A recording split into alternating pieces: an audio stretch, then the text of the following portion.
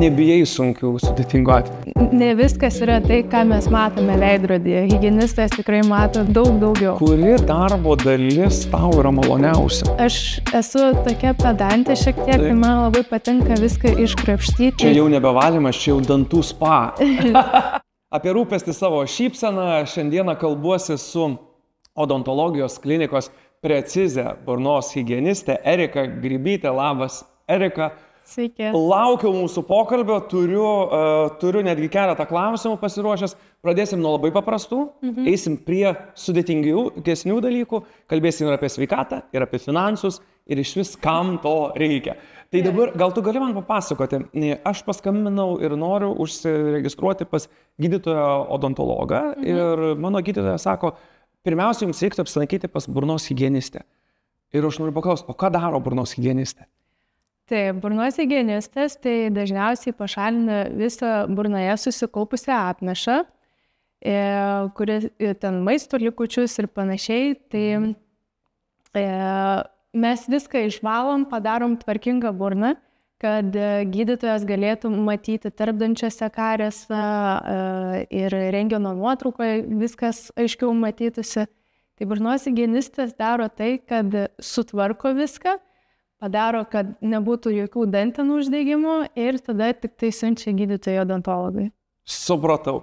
Tai jeigu žmogui pasižiūrėjus į veidrodį atrodo, kad mano šypsena balta graži ir aš pas burnos higienistą buvau prieš 2-3 metus, sakykim, hipotetiškai kalbant, toks žmogus, šypsena graži atrodo veidrodėje balta ir buvo kažkada pas burnos higienistę, ar reikėtų vėl apsilankyti? Žinoma, reikėtų apsilankyti, todėl kad ne viskas yra virš dantenų pas mus, ar ne? Taip. Apnašos kaupiasi ir po dantenomis, ką gali sukelti tie akmenukai ir dantenų uždegimus, gingivitus, periodontitus, tai žodžiu būtina apsilankyti būtinai, nes ne viskas yra tai, ką mes matome veidrodyje. Higienistas tikrai mato daug daugiau. Supratau. Dabar reiškia, pas burnos higienistą tai yra procedūra, į kurią tu eini profilaktiškai, tai yra kaip priežiūra, kaip žmonės valo automobilio saloną, kaip žmonės namus tvarkosi, tai čia yra iš esmės tas pats. Ne tada, kada yra kažkokia tai bėda. Kartai žmonės ateina ir su bėdomis jau kažkokiamis, tai tarkim, sako, pradėjo tik tais dabar kraujuoti dantenos. Tai dažniausiai būna, kad jie užsiregistruoja pas gydytoją odontologą, bet jau gydytojas odontologas jau registruoja pas higienistą, kad mes viską sutvarkytumėm. Ir profilaktiškai tai pastebiu, kad kuo toliau, tuo daugiau žmonių pradeda tikėti tą burnos higieną ir pradėjo lankytis dažniausiai kas pusmetį ir jie mato, kada jiems jau reikia, tai jo pasirodo. Kokia tavo rekomendacija? Kaip dažnai aš turėčiau lankytis, bet kuris žiūrovas, kaip dažnai reikia lankytis pas burnos higienistą? Šiaip labai individualus šitas klausimas yra, pas vienus kaupiasi daugiau, pas kitus mažiau, pas vienus vieni rūko, tai yra pigmentinis apnašas, ar ne, pas kitus gal tas mineralinis apnašas labiau kaupiasi, tai profilaktiškai tai pusmetis, bet aišku yra žmonių, kurie lankosi ir kas 2-3 mėnesius, ir kas 12 mėnesių, tai žodžiu, bet dažniausiai pusę metų. Ar tai yra tavo ir paciento sustarimas, kad tu sakai, žinot, aš jūsų laukčiau jau po 2 mėnesių, o kitam gali sakyti, pasirodykit po metų? Žinoma, po kiekvienos procedūros, įsivertinus visą situaciją, pasakau pacientui maždaug po kiek laiko laukiu ir prieš procedūrą dažnai paklausiu, prieš kiek laiko buvo daryta, kad maždaug įsivertinčiau, per kiek laiko viskas pas jį tenais yra susikaupę. Tai ir kaip man lengvai bus pašalinti visą tą apnašą.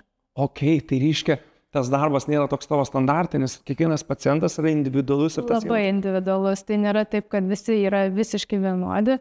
Kiekviena diena yra labai skirtinga ir tikrai kiekvieną valandą dirbam vis su kitokiu atveju ir tas yra įdomu darbe. Taip, ir amžius tikriausiai ir gyvenimo būdas daug lemia, ar ne? Žinoma. Kiek tavo darbas lengvas, o kiek sunku. Taip. Trumpai apie tave ir tada jau eisim į visokios subtilybės. Kiek metų jau esi burnos higienos darbuose? Dabar galvoju, kad burnos higieną dirbu jau 5 metai, kaip dirbu burnos higieniste. Taip. Kuri darbo dalis tau yra maloniausia? Gal keistai nuskambės, bet man labai patinka sudėtingi atvejai, kai yra viskas po dantenom, su stipriais dantenų uždegimais ir panašiai. Ir kas man maloniausia, tai man maloniausia padaryti higieną pacientui, tada jį pasikviesti po savaitės ir 2 ir pamatyti rezultatą. Ar jam tikrai viskas pagerėjo ar ne, bet dažniausiai džiugina rezultatai visi po procedūrų šitų. Tai mane šitas labiausiai džiugina, nes matau rezultatą ir dar kas patinka, tai kai papasakoju apie individualią burnos higieną, būtent tam pacientui, kad pas jį irgi pagerėja viskas ten po tam tikro laiko, tarkim po pusmečio ateina ir pas jį burnoje visiškai kitas vaizdas. Tai tas gal labiausiai džiugina. Nebijai sunkių, sudėtingų atvejų? Man kaip tik labai patinka. Aš esu tokia pedantė šiek tiek, tai man labai patinka viską iškrapštyti iš visur kiek įmanoma, kad viskas labai tvarkingai būtų. Tai ne tik darbas, bet ir pašaukimas. Jo, aš šiaip nežinau, nusiraminu dažniausiai dirbdama. Toks streso mažinimo būdas gal. Taip, daugeliui žmonių stresą kelia darbas, o tau atvirkščiai. Dažniausiai tai jo, viskas tvarkoj būna. Okay. Paminėjai dantenas. Ar kraujuojančios dantenos jau yra ženklas, kad reikia apsilankyti burnos higienai? Žinoma, reikėtų apsilankyti, gal tai ne dėl burnos higienos, yra tokių atvejų, kai kraujuoja dantenos todėl, kad žmogus labai stipriai trina dantų šepetėlių, ar ne? Kietų šepetėlių valo ir panašiai. Tai tikrai nėra gerai. Ir reikia įvertinti, kame problema. Tai ją, kad išspręsti, dažniausiai jo reikalinga burnos higiena, kad bent jau konsultacija higienisto. Ar teisingai nugirdau, kad reiškia stipriai trinti, valytis dantis, man atrodo, kad aš tada gerai šveičiu, gerai juos valausi, tai nėra gera dantų priežiūra? Ne, tai tikrai nėra. Galiu papasakoti. Prašau, labai įdomu. Taip. Tai su kietu dantų šepetėliu arba stipriai trinant dantis, dažniausiai nutrinam dantenas, nes dantenos jos pas mus tokios, kaip sakyčiau, liaudiškai tokios bailios yra, tai jeigu jos gauna kažkokį spaudimą, jos slenkasi po truputėlį žemyn, kad mes jų nebetraumuotumėm, ar ne? Tai atsiveria dantų kakleliai, atsiranda dantų jautrumas ir panašiai. Kitas dalykas būna, kad nuo to stipraus trinimo prasideda dantenų kraujavimas, tas, kaip sakoma. Tai tikrai dažniausiai vyram rekomenduoju pereiti prie elektrinio dantų šepetėlio, aišku, ir moteriam, bet vyrai turi tą polinkį stipriau valyti dantis, nes pas juos jėgos daugiau yra. Rekomenduoju dantų šepetėlius dažniausiai elektrinius ir kurie turi spaudimo funkciją.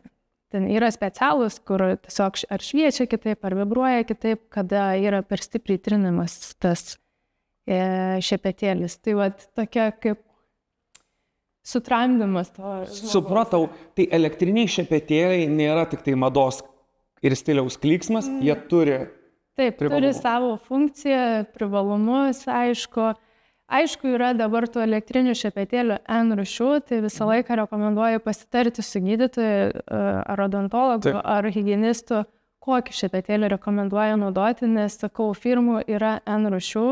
Ir tikrai yra tokių, kurie gali ir pakenkti. Tai.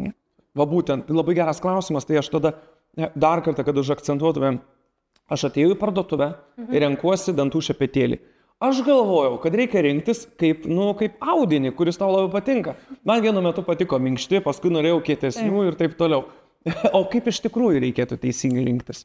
Visiems jauniems žmonėms rekomenduoju minkštą dantų šepetėlį, tie, kurie neturi protezuotų dantų, ar ten protezų, ten plokštelių ir panašiai, tai tikrai rekomenduoju minkštą dantų šepetėlį, jeigu yra pusiau protezuota burna ir žmogus tikrai sako, kad aš tikrai negaliu išsivalyti su tuo minkštu ir aš vis tiek imsiu kietą. Tai sakau, mėginkit vidutinio kietumo tada bent jau šepetėlį. Tai va, o kietas dantų šepetėlis tai realiai protezam valyti skirtas. Jisai neskirtas mūsų dantim yra, tai nerekomenduoju. Tai, kad kietas šepetėlis ten geriau nušveis ir man išbalins dantis, yra mitas. Visiškai. Mitas gali būti dar ir blogiau. Taip, būtent. Pati procedūra, pacientui atėjus pas tave, kas vyksta atėjus pas burnos higienistą? Kas vyksta, kas yra daroma ir ar labai skauda? Kaip vyksta procedūra, būtent bent jau pas mane, tai aš pirmiausia paklausinėju žmogaus. Pradžiai prasideda klausimas, kaip jūs šiandieną, tada jau pradedu klausinėti, kada daryta higiena, ar yra kažkokių problemų, ar komplikacijų, ar ten dantenos kraujuoja, ar jautrumas. Kaip praeita higiena buvo, ar skaudėjo dantis, kai darė higieną, ar ne. Tada, kai sužinau visus dalykus, galiu įsivertinti maždaug, kas per procedūrą laukia, ar ne? Apžiūra tada. Apžiūriu, kas yra virš danteno, po dantenomis. Ir tada jau papasakoju pacientui apie pačią procedūrą. Ar skaudės ar ne, aišku, negaliu įvertinti, visi mes esame skirtingi ir vienam valant po dantenom nieko nesijaučia, o kitam ten jau labai skauda. Tai visą laiką, jeigu matau, kad bus sudėtingas atvejis, tai iš karto pasakau pacientui, gal nesiskausminam, kad būtų ramiau. O šiaip, nežinau, pacientai nesiskundžia pas mane, kad būtų jau ten labai skausminga procedūra. Bet sakau, kiekvienas labai individualus žmogus ir mes skausmą suvokiam skirtingai. Kiek vidutiniškai trunka tavo atliekama procedūra? Ar tai yra 15 minučių ar 2 valandos? Aišku, vėl žiūrint pagal atvejį, bet standartiškai tai apie 30-40 minučių procedūra trunka, nes dar pasišnekam su pacientu, tai realiai kiekvienam pacientui skiriame valandą laiko.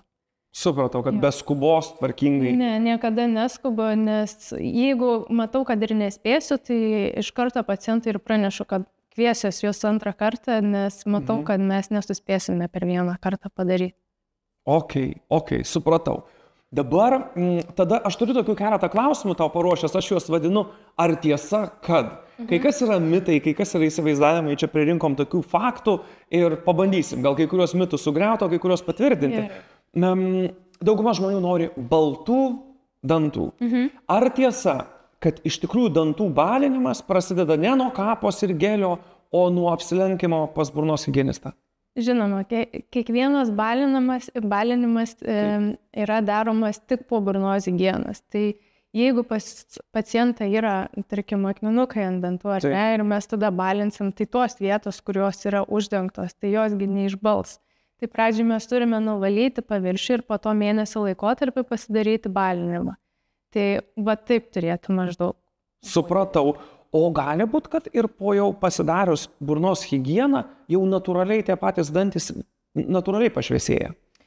Dažniausiai taip, jeigu ten pacientui kaupėsi pigmentinis apnašas, tai po higienos dantis atrodo baltesni. Mes tiesiog nuvalome juos ir tiek, bet dažnai būna, kad yra tikrai pacientų, kurie buvo pasakę, kad, sako, atėjau pasibalinti dantis. Tai sakau, jūs higieną užsirašė. Ne, sako, vis tiek pabalo po procedūros. Tai yra šitas dalykas, kad pašviesėjimas yra tikrai, bet mes nebalinam tos procedūros. Suprantu, čia yra atskiros istorijos, pirmas žingsnis yra ten. Kitas klausimas būtų apie dantų apnašas. Tai yra, ar tiesa, kad dantų apnašos tai yra ne maisto likučiai, o aktyvūs mikrobai, kurie per 24 valandas gali pradėti net ardyti dantį? Skamba baisiai? Taip. Tai čia yra tiesa. Ir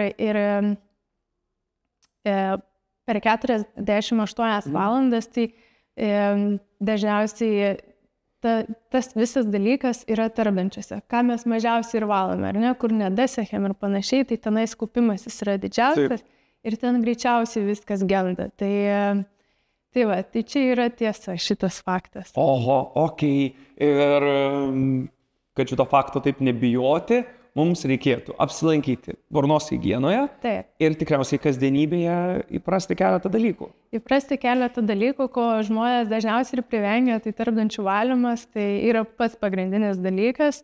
Turėtumėm nuo to ir pradėti. Dažniausiai tą pamirštam, bet tarpdančių valymas tai 100% yra pats pagrindinis dalykas. Tarpdančių valymas. Pradedam. Su kuo valytis tarpdančius? Ar paėmus medinį tą dantų krapštuką, kuris yra restorane ir truputį pakrapščius juos, ar tai jau yra tarpdančių valymas? Ne, tai tikrai nėra tarpdančių valymas. Dažniausiai su tais mediniais dalykais ar plasmasiniais, tai tikrai sužalojam greičiau danteną, pažydžiam ją, negu padarom kažką naudingo. Lygiai tas pats, kaip yra dabar tokie biški madingi dantų siūlai, tokie kaip ragatkės. Taip. Pat matė, ar ne? Taip. Pilną stalčių turiu. Tai nieko gal ir blogo, bet labai dažnai pacientai būna, kad tiesiog į tarpdantį įkiša tą ir įpjauna į danteną. Ir taip trumuoja. Ir būna dažnai, kad ateina pacientas ir aš net matau, kokį jisai tą siūlą naudoja, nes dantena grinai toj pačioj vietoje įpjaunama yra visą laiką.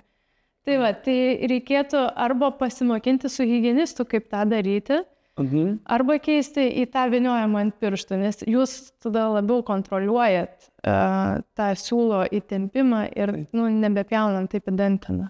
Tai tarpdančių valymas prasideda nuo klasikinio tarpdančių siūlo, kurį gali nusipirkti parduotuvėje arba vaistiniai, jį užviniojus ant piršto ir tvarkingai prieš veidrodėlį išsivalant. Dabar tiesa ar mitas, kad užtenka kartą per savaitę naudoti tarpdančių siūlą ir dantis tarpdančiai bus puikus ir sveiki?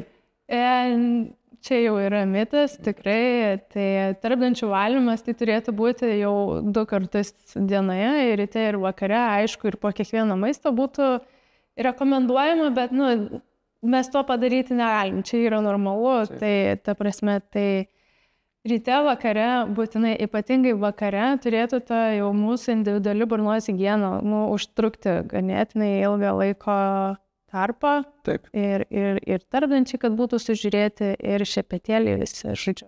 Kasdienis darbas, reiškia, tarpdančių valymas yra ir bent jau 2 kartus per dieną, tai ryte ir ypatingai vakare atkreipiant dėmesį, ar ne? Žinoma. Ok, radau tokį skambę labai frazę, pasakyk, ką tu manai. Netinkamai išvalyti tarpdančiai, tai tarsi niekada neišplauta pusė burnos.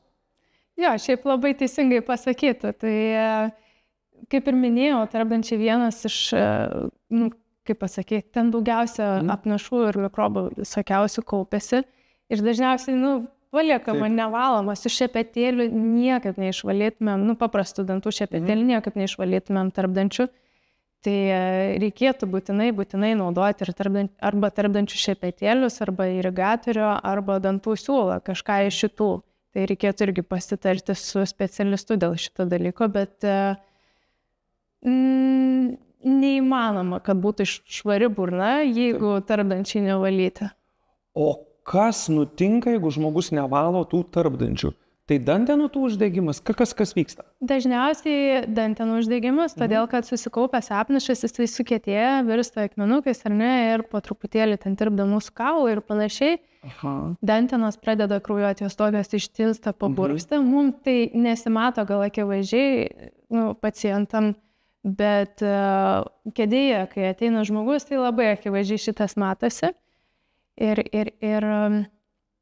jo tarpdančiuose ten daugiausia viso apnašo kariesas greičiausiai irgi vystosi, todėl kad neišvalymas yra. Tai dantis genda? Taip, tai yra dantų ėduonis, kuris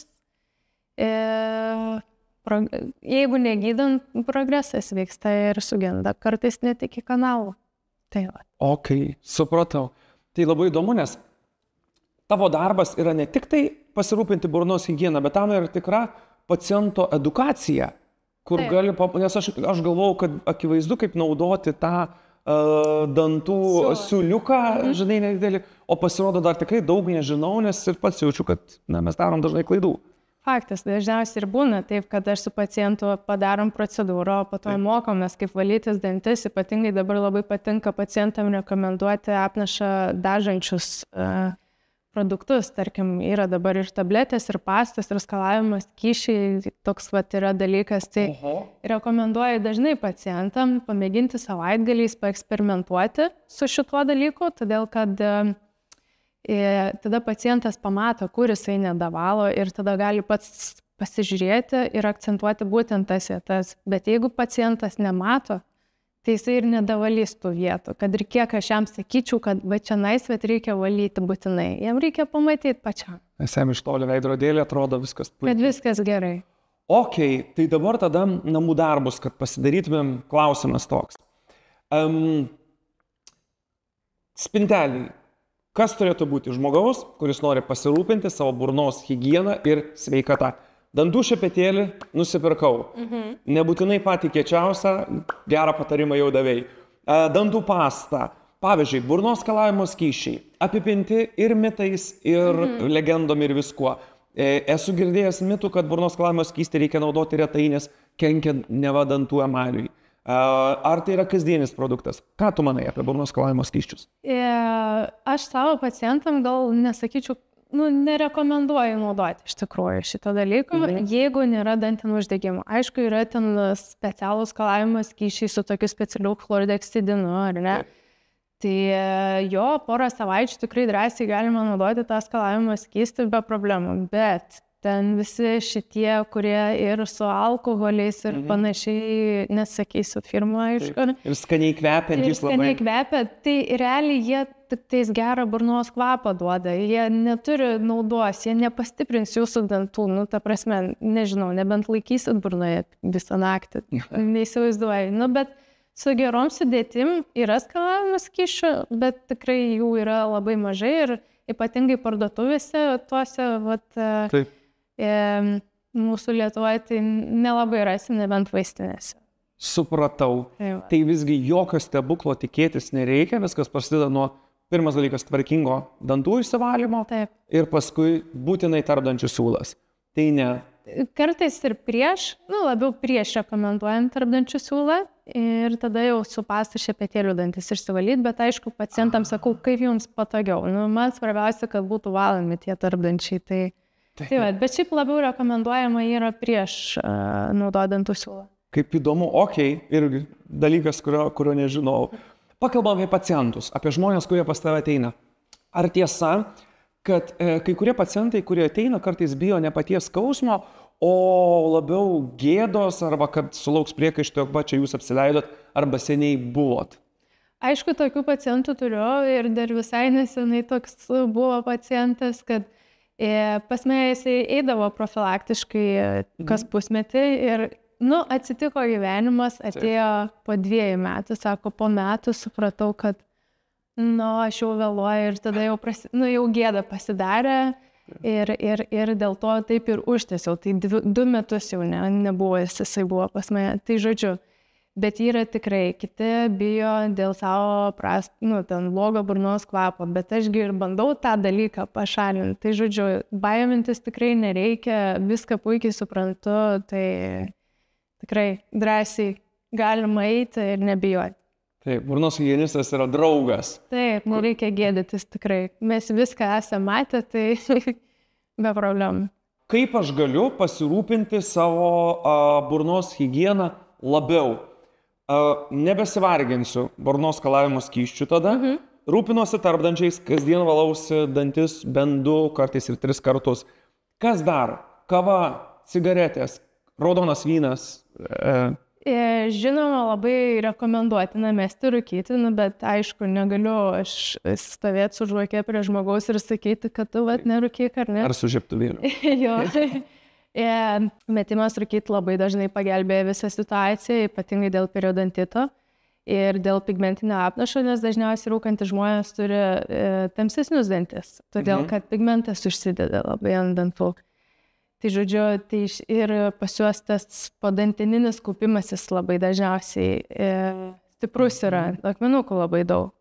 Tai šitas dėl kavos, aišku, irgi nesustabdysiu žmonių, bet geriau jau gerti balintą kavą, arba žinau, kad neskanu, bet galim mėginti per šiaudelį, tai tikrai pigmentas mažiau kaupsis, o daugiau kaip ir viskas. Gal sakyčiau, arbatą nereikia privengti, bet arbatas labai stipriai dažo mūsų dantis. Tai kaltinti tik tai kavą dėl to, kad dažo dantis būtų neteisinga, nes arbatos savo irgi.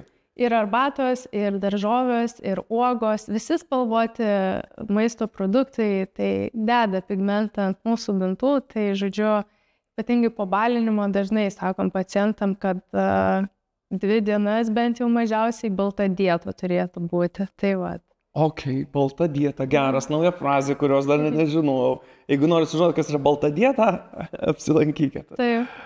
Dabar klausimas pa žmonės, žinai, gyvenimas skuba ir žmonės kartais trūksta motivacijos, laiko, gal galvoja, kad tai bus labai brangi procedūra. Kaip motyvuoti tuos, kurie nedrįsta apsilankyti pas burnos higienistą?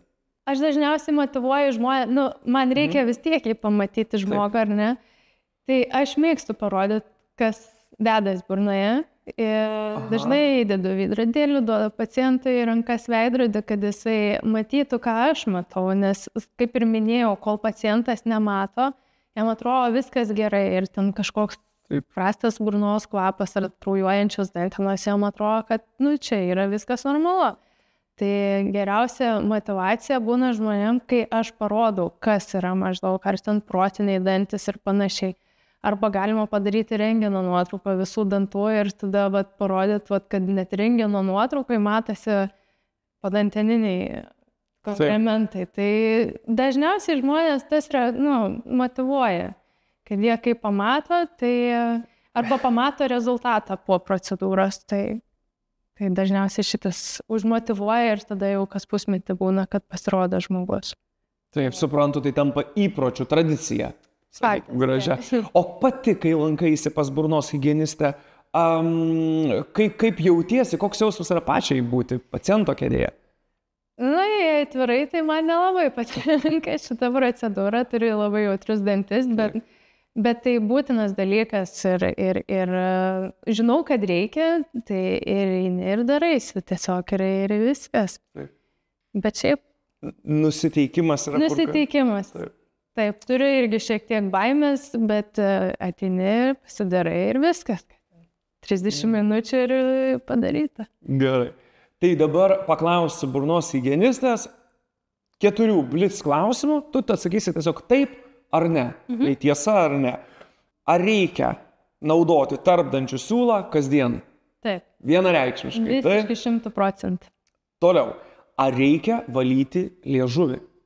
Žinoma, nes ant liežuvio labai daug bakterijų kaupiasi, o dažniausiai tai pacientai nevalo taip dažnai jo. Taip.